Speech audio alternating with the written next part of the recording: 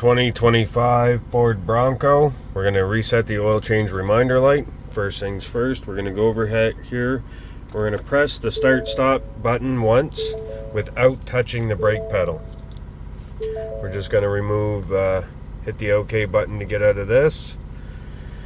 Then down here on the steering wheel right here, we're going to hit the three little bars.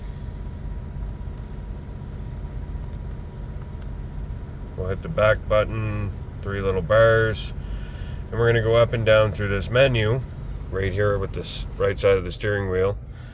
We'll go press OK into settings. We'll go up and down. We'll find vehicle maintenance. Press OK. We're going to reset the oil change reminder light. Press OK.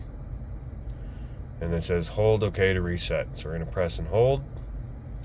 Now we're reset to 100%. If you like this video, make sure you hit that like button, hit subscribe. We'll see you in the next one. Thanks for watching.